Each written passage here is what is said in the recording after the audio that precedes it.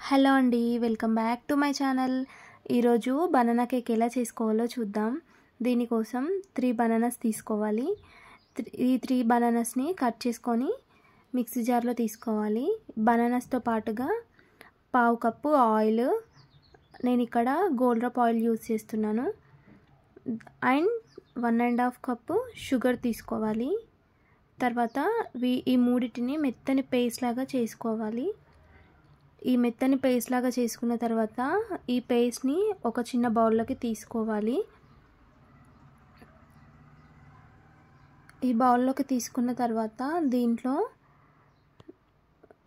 1.5 cup గోధుమ పిండి and అలాగే 1/2 కప్పు రాగి పిండి యూజ్ చేస్తున్నా.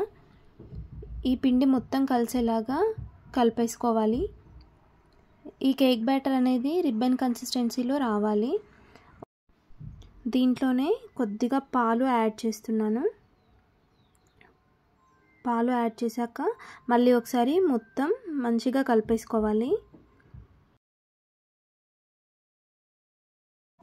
దీంట్లో ఇప్పుడు కొద్దిగా టేస్ట్ కోసం ఇలాచీ పౌడర్ వేసుకోవాలి. దీంతోపాటు 1/2 table spoon baking powder, 1/2 table spoon baking soda, ఈ రెండు కూడా వేశాక మొత్తం మళ్ళీ కలిసేలాగా కలిపేసుకోవాలి. దీంట్లో మీ ఇంట్లో ఉన్న డ్రై ఫ్రూట్స్ని యాడ్ చేసుకోవచ్చు. మీ దగ్గర ఏ డ్రై ఫ్రూట్స్ ఉంటాయి ఆ డ్రై ఫ్రూట్స్ మీకు నచ్చినవి ఇందులో యాడ్ చేసుకొని మళ్ళీ ఒకసారి కలిపేసుకోండి. తర్వాత కేక్ని బేక్ చేయడానికి ఒక బౌల్ తీసుకొని దానికి ఆయిల్ అప్లై చేయాలి. ఆయిల్ అప్లై చేసిన తర్వాత మీ దగ్గర ఉన్న ఫ్లోర్తో దీనికి డస్టింగ్ చేయండి. దీనివల్ల కేక్ అనేది బౌల్కి అతుక్కోదు. ఇలా డస్టింగ్ చేసిన తర్వాత మనం చేసుకున్న కేక్ బ్యాటర్ని ఇందులో వేసుకోవాలి. ఇలా కేక్ బ్యాటర్ యాడ్ చేసుకున్న తర్వాత దీనిపైన మీకు నచ్చిన డ్రై ఫ్రూట్స్ని వేసుకోవాలి. అలాగే మీకు చాక్లెట్ అంటే ఇష్టం ఉన్న వాళ్ళు దీంట్లో చాక్లెట్ కూడా పైన వేసుకోవచ్చు. నేనైతే ఇక్కడ కొద్దిగా చాక్లెట్ కూడా వేస్తున్నాను.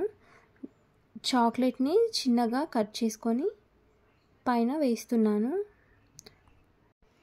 నెక్స్ట్ స్టవ్ పైన ఒక గిన్నె పెట్టుకొని దాంట్లో సాల్ట్ వేసి ప్రీహీట్ చేసుకోవాలి.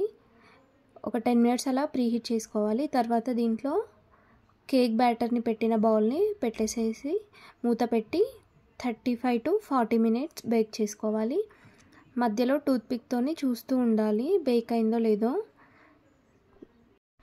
ఈ టూత్పిక్కి కేక్ బ్యాటర్ ఏమీ అంటుకోకపోతే మన కేక్ రెడీ అయినట్టే.